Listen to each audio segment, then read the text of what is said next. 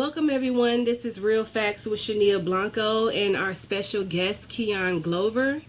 And we would like to, get to know him a little bit more. He's actually a actor and director. So, Keon, would you like to introduce yourself? Yeah, although I just introduced you, but you can introduce yourself more better.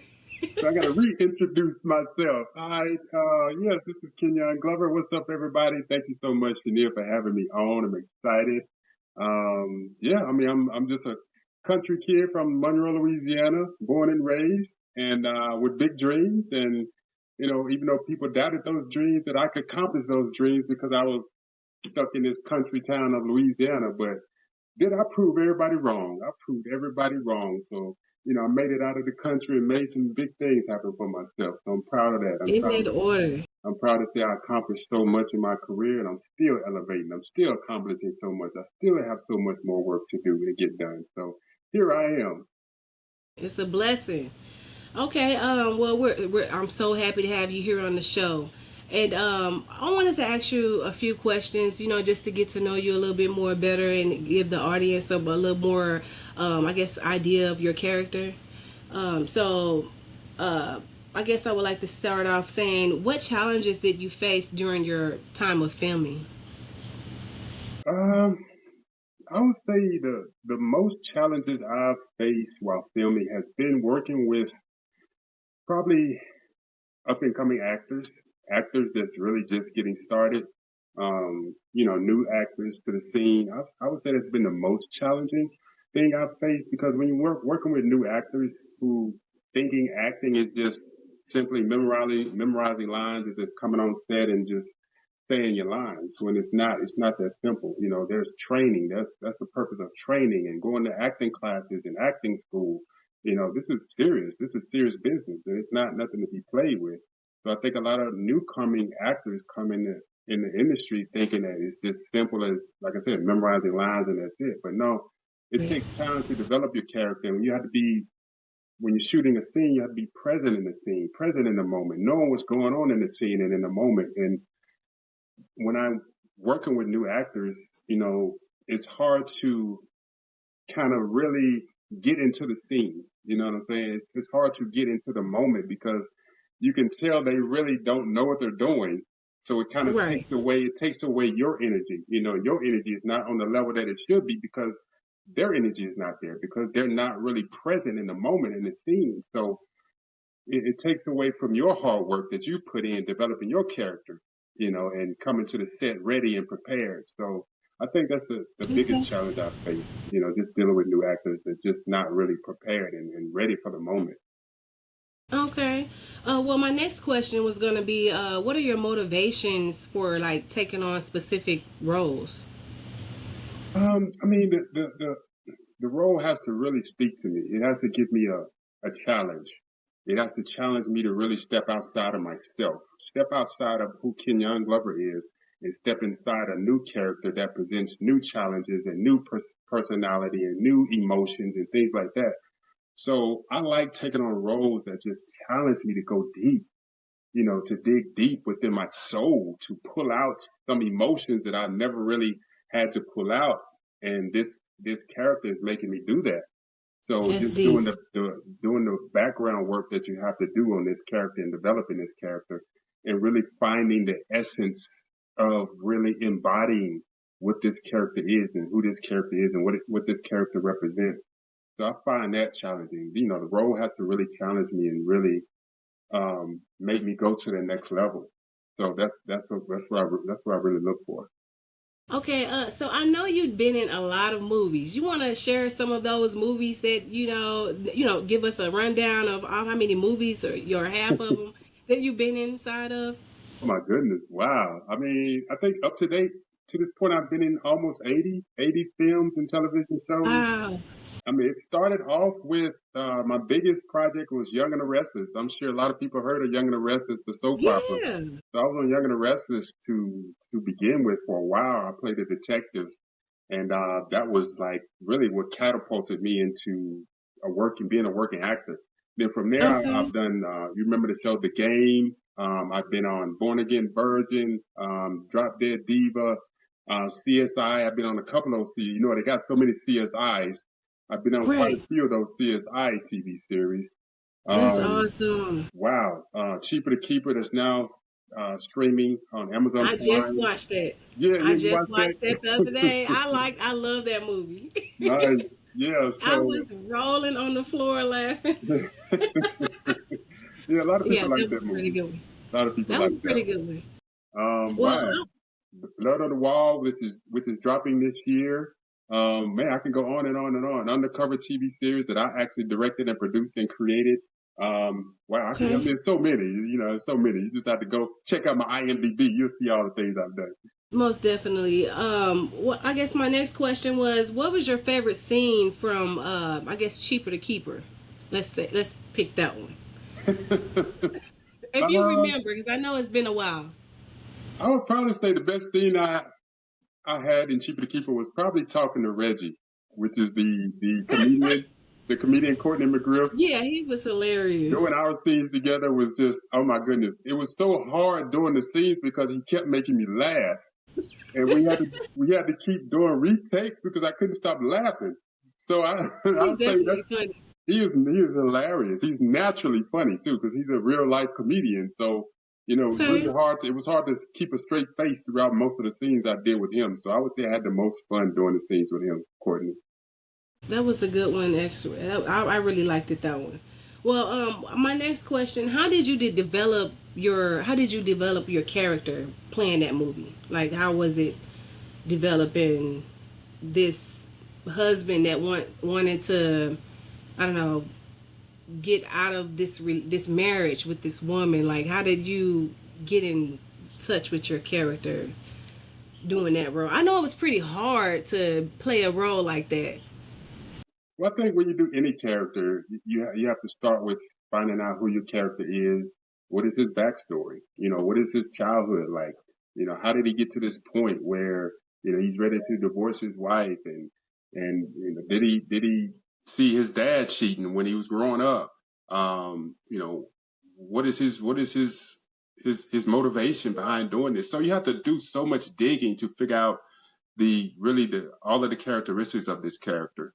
Um, and then once you get real comfortable of really narrowing down who this character is and finding out his backstory and his emotions and all these different things that make up his character, you just work on it. You just work on it. Then you Okay. just ask people. I know a lot of people that have, cheated and all this kind of stuff. So I just pick their brain, just say, hey, what was your mindset when you was going through this cheating with your wife and or cheating on your Right. husband or whatever the case may be? I would talk to these people and find out their emotions while they was going through this process.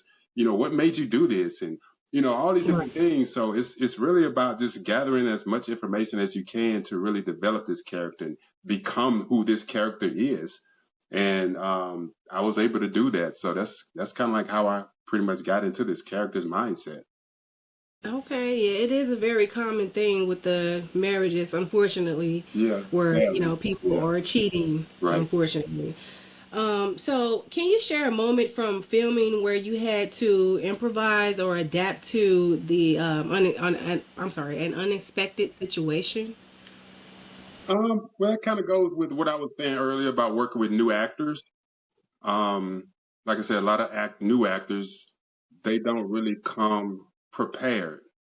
They don't come prepared really knowing their lines, remembering their lines, really knowing the emotions of the scene. So when that happens and the director is really getting tired of doing take after take after take because the actor may not remember the lines, you kind of have to just improvise and just go with the flow and just kind of lead them into the scene, kind of lead them into the different emotions and give them something to kind of feed off of, so that causes you sometimes to improvise certain situations like that. So I've had to do plenty of times where I have to improvise on that level, and it all, like I said, all comes down to really working with new actors who are just not really ready and prepared as they should be. So sometimes you just have to Understood. improvise and go with the flow.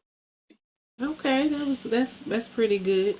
Well, what is your favorite line or scene in either of your movies, and why? Oh wow, you hit me with the hard one. Sorry. out of 80 films, you expect me to remember one line that I mean, if you are, well, I'm sorry. What's your most recent movie was Blood on the Wall, right? But that's not out yet. that's not out yet. Right, right. So I don't know if you want to share that particular scene, or I mean, a particular scene in that movie or not, or if you can remember. I would say, you know what?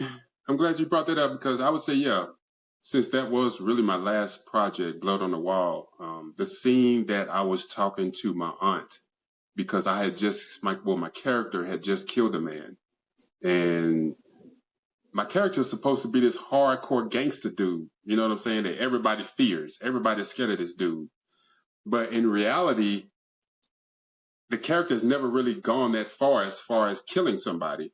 So when he killed somebody, all that toughness, all that macho man stuff that he was supposed to represent, it just disappeared because he had just killed somebody, and he felt compassion for killing somebody. He felt compassion for taking somebody's life in that moment. And when he went to go speak to his aunt about the whole situation, he broke down and cried and wept like a little punk. You know what I'm saying? He was Right. vulnerable. He was vulnerable for the first time in his life. And he didn't really know how to comprehend that emotion because he's never been vulnerable. He's never really felt that kind of emotion before. So he didn't know how to deal with it. So when he was talking to his aunt about, wow, he just killed somebody, but it was out of self-defense. But Right. at the same time, he had never taken someone's life, even though he was this hardcore gangster dude that was supposed to be the most feared person in Missouri. But I would say that was probably the most powerful scene right there in that movie. And it was a hard scene to do because I really had to kind of dig deep into that emotion and really cry and all that kind of stuff. And I mean, I can cry on cue, but certain times you have to cry a certain way. You know what I'm saying? Right. Depending on Right.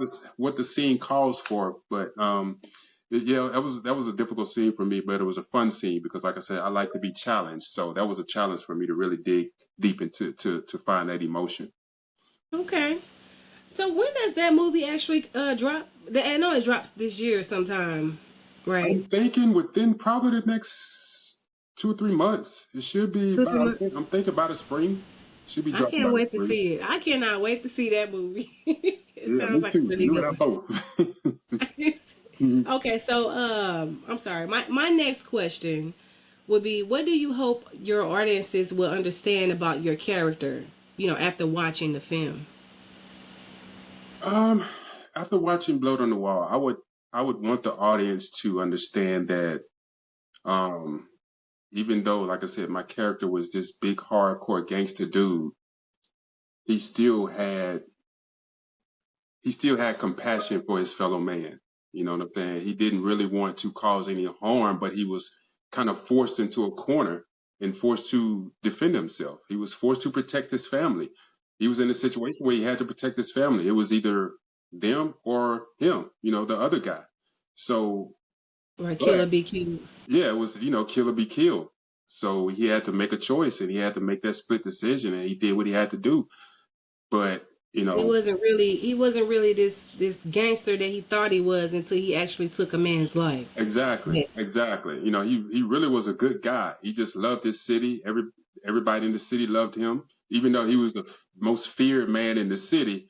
But he still had a very compassionate heart. He loved people. He loved his family. He didn't seem like he loved his family or his kids. I mean, his kids was his heart. I mean, he treated his wife horrible. But he was deep down, he was a good guy. But I think he just really didn't know how to, I guess, deal with certain emotions because he's never had to really.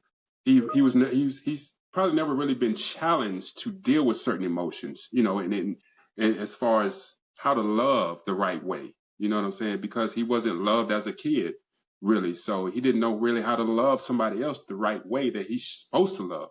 So that's why I think he treated his wife so bad, but he loved his kids to death. So he was definitely just a loving man, but he just had a bad upbringing. So he just really didn't know how to deal with a lot of emotions that he was encountering at the time. So that's Okay. it was a good story. It's a real good story, and I don't want to tell it. You know, It's what I'm not, saying? right. I understand. I I want completely people to understand. watch it and find out what's going to happen. So yeah, yes, be I'm on the lookout for excited. that movie though. Can't wait to see it. So that concludes all of my questions I wanted to ask you. I'm very thankful for you coming on my show. I really appreciate that. And hopefully, in the future we can get an update on how everything is going with your next project, I should say. So, but anyway, thank you guys for joining Real Facts. You were just live with Kenyon Glover and Shania Blanco, and I'll see you guys next week. Bye.